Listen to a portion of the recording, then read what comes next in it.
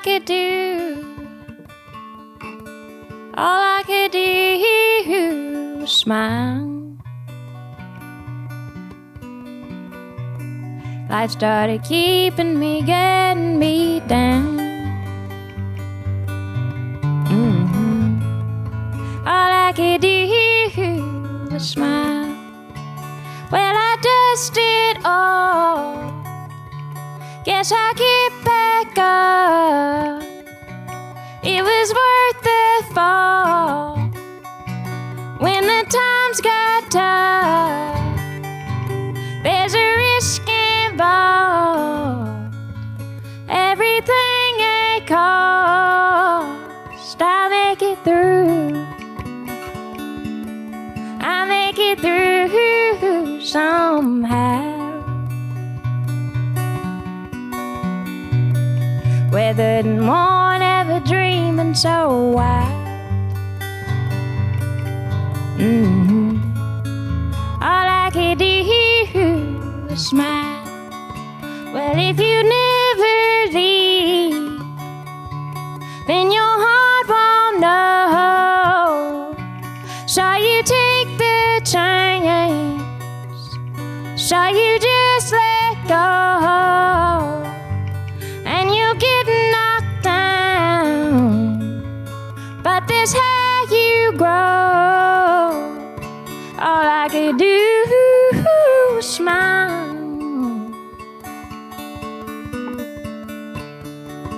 All I could do was smile.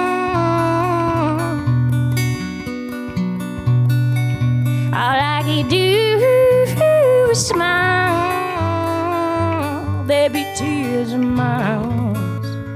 All I could do was smile. But I'll make it through. I'll make it through. I'll make it through. I'll make it through somehow. All I could do was smile. Counting on you. Counting on you to shine. Your treasures feel torn, tangled, twisted, and twined. All I could do was smile. All I could do was. All I could do was. All I could do was. All I could do was smile.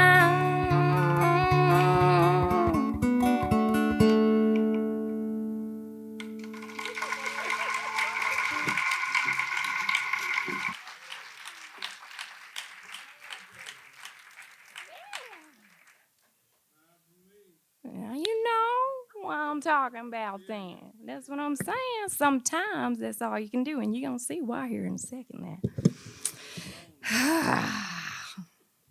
I always like to begin by taking a few breaths together as a way for us to bring our attention to the interconnectivity we share as human beings in these bodies, just simply by breathing. So, all together, just lightly bringing our attention to a breath in, breathing joy, and slowly, lightly releasing out joy. And breathing in joy, feeling it all the way to your toes. And releasing out into this room, lifting every person, joy. And breathing in joy for the last time here consciously in this round. And releasing out joy. Releasing everyone in this world, just lifting them and releasing them from their worries in joy.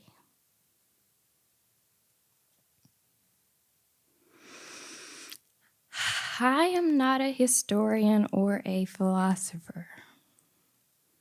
I am a poet, an artist, and a musician. And you might think the ideas that I'm about to express seem radical in the face of the pain we as people of color experience, and the pain and the trauma we carry within our lineage. You might even call me a fool for believing in the beauty that I see possible for this world. But since I have been invited to open up to you, here you go. You see, about this time last year, I was in the middle of mixing my new record. I was watching the protest. I was glued to the news as we learned to navigate the coronavirus and this global pandemic. And I was grieving the loss of Representative John Lewis. And in my mind, I saw the picture of this older Black woman sitting near the steps of a sharecropping house on the porch. And it seemed that she might be somewhere deep, hot, and dusty down in Mississippi. And it also seemed that maybe she had been a slave, just out of slavery, and maybe she had known the hard times for real. And she sat on that porch, and she was in this beat-up rocking chair, and she was watching her grandchildren run around a no-grass, muddy yard wearing dirty rags with tears rolling down her cheeks. And then she began to smile, because she had done everything that she could do. As a slave, she had lived on the front lines. She had fought for freedom, and she had tried, you see. And in that moment, all she could do was smile. And in that smile, there was some joy and there was some happiness that just could not be taken from her, no matter what anybody ever did. They could take everything, but they could not take her smile. Through the setbacks, the brutal beatings, the hosing down, the constant and continuously hostile climate of defeat that she knew her grandchildren would face, and their children, and their children, and their children, and their children's children. All she could do was smile. Because you see, she knew a secret. And that secret was a secret superpower of joy. So once again, breathing in joy and slowly releasing out joy. And it is okay if you allow yourself to gently smile.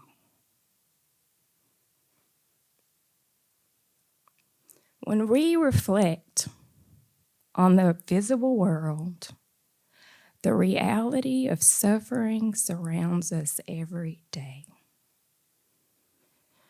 Whether it be our personal suffering or the suffering of others, somewhere at every moment, there lives a tragedy. There lives poverty, there lives sickness, heartbreak, racism, hatred, injustice, and loss. Collectively, over the last year of our lives, we have seen some of the deepest and darkest wounds of our nation and across the planet come to the forefront, and the veil has been lifted. And those wounds are wounds that are meant to be healed.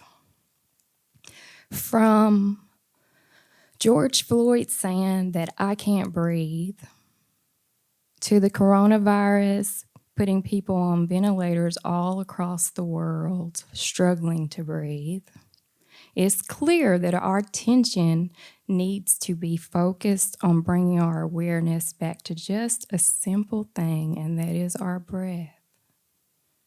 So together, we're just going to breathe in joy and slowly release out joy. In watching the news and listening to talks, respectfully, I've heard many of our leaders speak about the need to heal the traumas of our past. And currently, there are movements everywhere focused on educating people about the systemic challenges we as people of color face, the brutal injustices and the horrors of over 400 years of slavery in our nation. It is a much-needed narrative, and it is a narrative that leaders from Harriet Tubman to Dr. King have told from the lowest underground to the highest mountaintop. It is a narrative that people have screamed and continue to scream until our voices feel lost, hoarse, sore, and can place no demands. Yes, once again, we have the microphone. We have an opportunity to educate and to grow. And so, is there not a need to tell a story of hope and of joy? Or shall we solely focus on the traumas and the dramas? When we turn on the news or a TV program to be entertained, we often thrive on the violence, the pain, and the fear of different scenes and stories. And I believe there was a time when we needed to be guided by these survival instincts, these barbaric instincts, and an animalistic nature.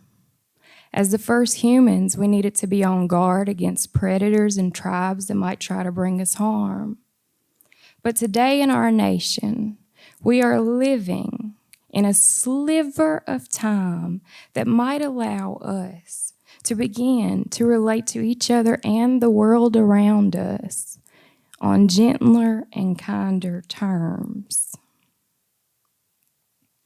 This time is a time that was given to us by our ancestors' blood, their pain, and their sacrifices. It is a time that they gave as a transformatively powerful window of time for us to learn to rewrite the narrative for the generations to come. And the question is, when and how do we begin to rewrite that narrative? When do we begin to live in the present moment, calling forth those dreams that our ancestors fought and died for, those dreams that they always wished for us to have? When do we begin to claim the joy and the fortune of our own happiness? One of my favorite writers, Toni Morrison, she said, "You want to fly, you got to give up the thing that weighs you down." Representative John Lewis said, "You have to have the ability to take what people did and how they did it and forgive them and move on." So, why is it important for us to begin to rewrite a new narrative of hope and positivity? I know there is a vulnerability to taking the traumas and the pain and the setbacks of our past and choosing to elevate our minds to a place of a new mindset of positivity and joy. I also know that everything we see in this world was first a thought. There is a magic to an elevated mindset. Just as an alchemist can transform any old metal into gold, so we can transform our traumas into our strengths. Joy is a choice. Positivity is a choice. Joy is a practice. And positivity is a practice. So, all together, if you practice with me, breathing in joy and releasing out joy. Those who are not conscious or familiar with the act of living joyfully often can look at it from the outside and see it as just this happy or easy thing to do. But to witness the daily injustices of laws that systemically work to the detriment of people of color and to shift our gaze forward by choosing a path of radical joy is one of the most fierce and dangerous risks we can ever take. It is to live in a mindset of a dream, similar to Dr. King's dream. It is to live in a mindset of the change we wish to see. As Gandhi said, be the change you wish to see. And it is to live in a world of wonder and imagination, all the while being inundated with the daily societal oppression. Yes, there is a magic to mindset. And it is moving from the idea that we shall overcome to truly claiming and speaking into the being the idea that we have now overcome. It is calling it forth and making that our present moment. So how do we transform the pain of this present moment? Well, when we look at the sky on a cloudy day, there's gray clouds and it's very blurry, and we might be deep in the shadows of our life. But we know that somewhere up there above the clouds, the sun and the stars are still shining. And whenever we reach the darkness of night, and this can be the darkest time of our life, we know that the sun is starting to rise somewhere on the other side of the planet. It has been said that we create our own reality based on the way our mind is focused. There is a magic to an elevated mindset. In telling our stories, in our narratives, in our lectures, in our songs, if we choose to continue only focusing on pain, then I have to ask, are we recreating the same cycles of history again and again? How can we utilize our inner joy to own a new narrative and to begin to mold a brighter future? The resilience that is found in mindful living is something that can never be taken from us, no matter what obstacles we might face in our lives. No one can take it. Toni Morrison, like I said, favorite writer. She said, freeing yourself is one thing, But claiming ownership of that freed self was another. Today is the day that we claim ownership of that freed self through the practice of joy. Now is the time. To be joyful in this world of darkness, yes, it carries substantial risk. It requires being vulnerable. But I believe that after the darkness that we have endured, it is beyond time for us to give ourselves a chance to focus on the light. I want to ask the question of white America. In the way of highlighting our writers, our most popular Black writers, they are writers who have written about our pain.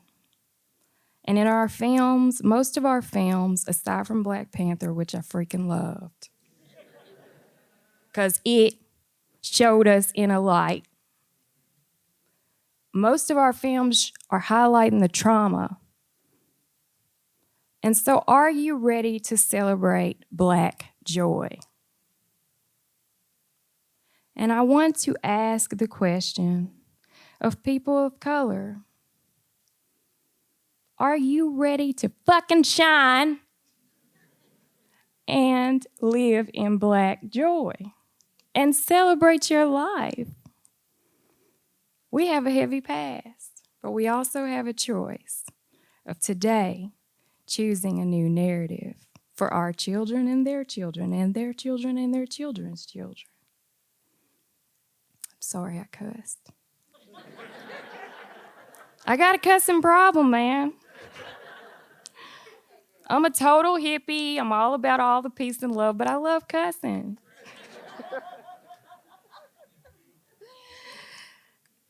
Well, I also want to ask if we are ready for individual healing, for communal healing, and for familial healing. And if we are, then if we just focus on the four walls of our home or this inside body, and we trust that our neighbor has that same focused intention and that same focused intention in a very small sphere upon very small sphere upon very small sphere, all throughout the planet, then we will begin to see an elevated earth. It is time.